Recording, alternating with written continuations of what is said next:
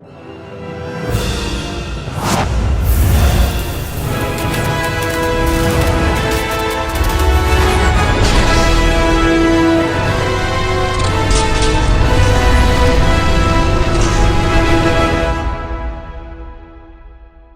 going on, everybody? Welcome back to another video, and in today's video we're going to be talking about the LEGO Movie 2, the second part. And as you guys can tell from the thumbnail and the title, I'm very happy to once again be joined in this video for another LEGO review by Rashad G from Rashad G Reviews.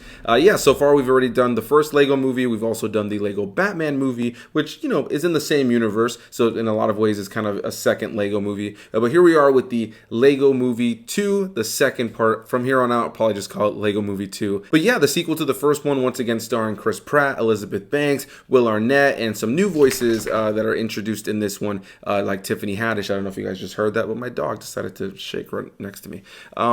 So what I can say about this movie right out of the gate is that it's not nearly as good as the first one for me. I think the first one, what Phil Lord and Chris Miller did with that movie was just awesome. I really thoroughly enjoy that movie. I find it to be a really good time, and ultimately it's just a good, funny time. Like, the whole movie is genuinely funny. I think it's got a great message for people of all ages, and when I walked into that movie, I did not expect it to be as good as it was, and I was very, very happy to walk out of that movie a big fan. I've seen it many times since, and for a period of time, the first movie was kind of my going to bed movie. I don't really have that anymore, but there was a period of time where I would always leave the TV on and just kind of have it on, and the first one was just kind of one of those movies that I would just kind of put on, even with very low volume, just to kind of be able to look over every here and there, because I just thoroughly enjoy the movie. It's just one of those entertaining films, and it's a visual spectacle.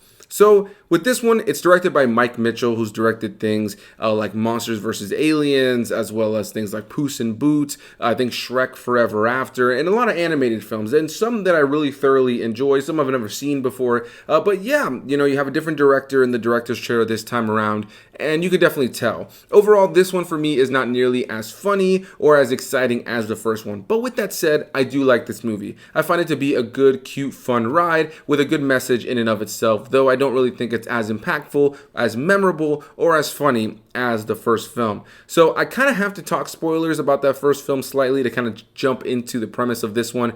So if you have not seen that, or you don't really want to hear spoilers, maybe click away. But what I will say is, you know, you probably clicked on this to hear this because you've already seen this movie before, because it's been out for quite some time, so who cares?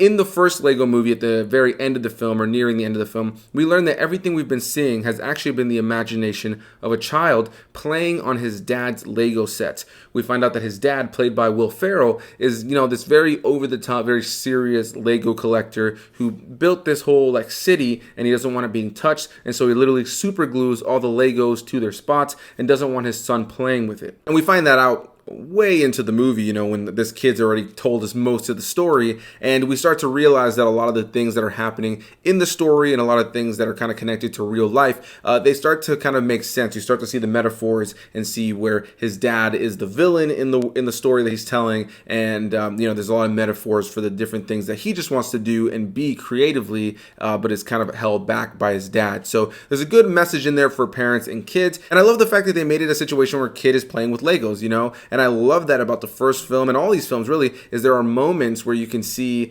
like fingerprints in the animation on these Legos, which I think is great. I think that's a really, really cool detail, and I love the fact that they eventually do reveal that there are real people playing with these toys that we're watching their story unfold. And so at the very end of the movie, the gag at the very end is that the sister now wants to play, and her toys, her Legos are joining the mix, but they're these, you know, big goofy looking aliens with baby voices that are here to destroy everything that the brother has just set up.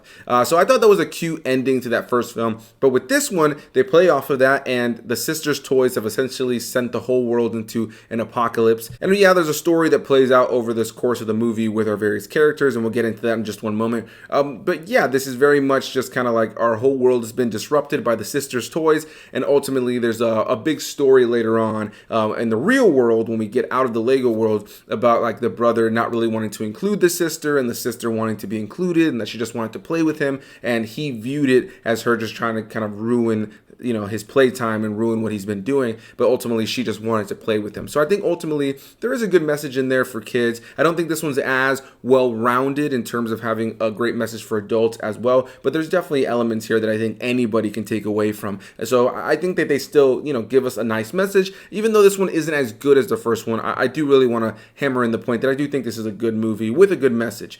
Before we get too far into the rest of my thoughts, let's go ahead and hear what Rashad G from Rashad G Reviews have to say about this.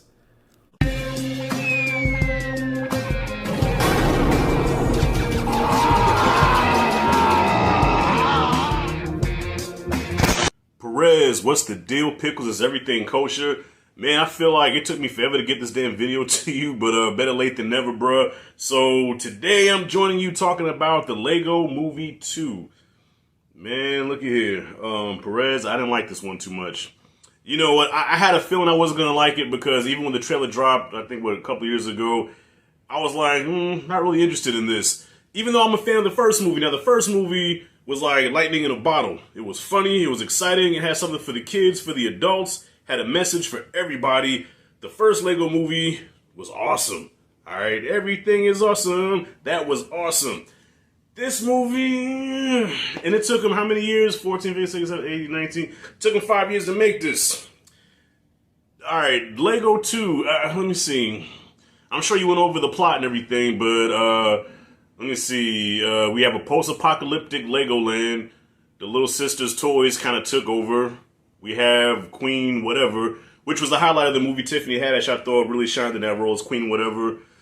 Other than that, I really don't know what the fuck this movie was about. It seemed like it was kind of all over the place, and I guess as I'm getting older, I have less patience these days. So if you don't grab my interest within the first 10 or 15 minutes, if I can't latch onto that titty in the first couple of minutes, I lose interest. I have to let go and give me some tequila or something. I lost interest in this movie very quick. So if I could be completely honest, man, if I keep it a buck, bruh, I'm in my phone, I'm playing some solitaire. This is what you call a solitaire movie, when you're playing solitaire while the movie's playing. I'm looking up, and I'm trying to pay attention, because I know I gotta review this, man, so I'm trying to be professional about this thing here. I'm trying, so I'm listening, I'm hearing everything now. Like, you know how you multitask when you have kids, and even though you really can't see the kids, but you're listening, so I'm using my parental instinct, and I can still hear the movie, but I'm not paying attention to it. Alright, so yeah, something about a post-apocalyptic Legoland. Emmet's friends get captured. What's her name? Lucy wants Emmet to grow up, and I guess Emmet runs into an older version of himself, and I guess there's some kind of message with the brother and the sister, how, you know, I guess the sister just wanted the brother to play with her. Listen, this shit was all over the place. It was too fast for its own good. It didn't even really give me time to really just kind of, Perez, you're better at this shit than I am as far as breaking this down, so I'm pretty sure you have an accurate breakdown of this shit. But me, I'm just talking about just watching this, man. I lost interest, bro. It lost me. It lost me. Besides Tiffany Haddish, the rest of this movie, really, I didn't care about. But I can't totally shit on it because the animation was on point. The voice acting, as always, was awesome. You know what I'm saying? But unlike the song, everything is not awesome in this movie.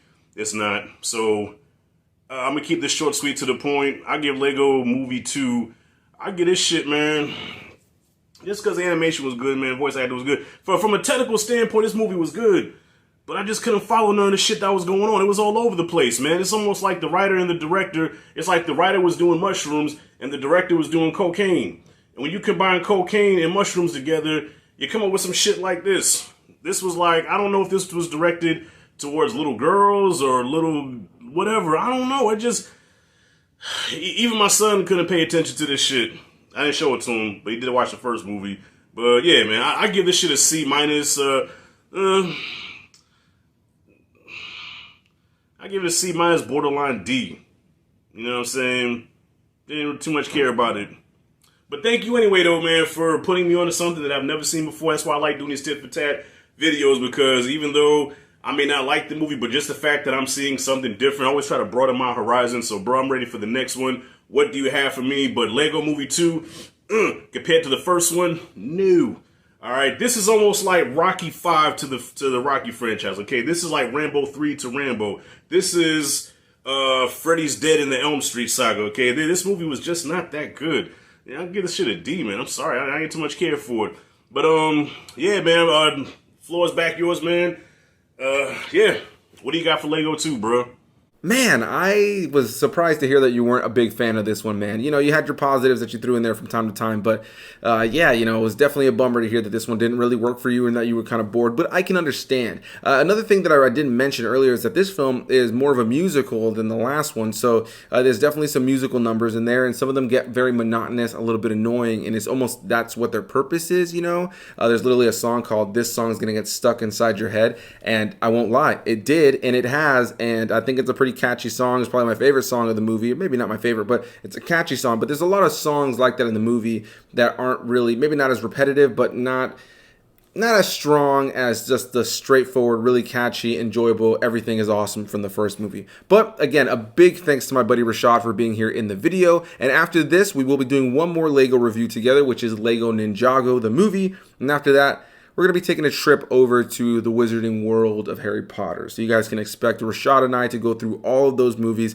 If I'm not mistaken, he has never properly seen any of them. So I'm really excited to take him along for that journey. I've already reviewed the 2 Fantastic Beasts films, but I have not gotten around to the Harry Potter films, and I love those films. So very excited too. This is a series I've been wanting to tackle for a while, and I'm happy that we're almost done wrapping up the Lego series. One big thing that happens in this film that I definitely want to talk about is that Emmet ends up meeting an older future version of himself, a version of himself that fell under the cupboard that he fell under at one point and was just left there. And so this is like a version of himself that's kind of just been abandoned and doesn't care about anybody else, doesn't want to talk to anybody, doesn't want to be connected to anybody, and lives on this, you know, ship, kind of like a Kurt Russell kind of character in a lot of ways, with a bunch of raptors. It's a very weird, random thing, and that kind of leans into what I think Rashad was saying earlier. Is there's just a lot of random nonsense going on in this movie. It doesn't feel as streamlined or as focused as the 2 previous Lego movies that have come out before this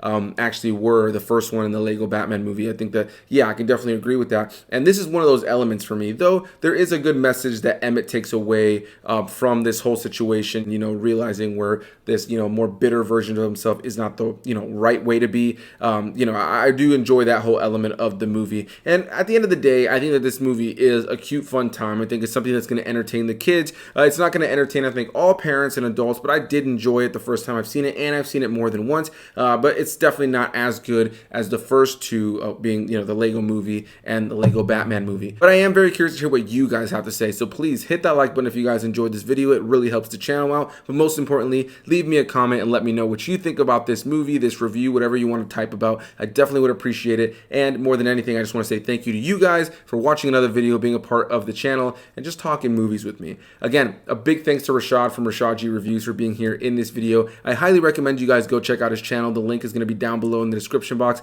And yeah, my final thoughts on this movie would be that I really do enjoy it. I want to really hammer that in, even though I don't think it's as good as the other ones. And I think there's a lot that really works here. The animation is stunning. The voice cast is great. And there are some catchy, fun songs throughout with a bunch of goofy, over-the-top hijinks. But I can see how this won't work for everybody. So a big thanks to you guys, and I'll see you guys in the next one, all right? Bye-bye.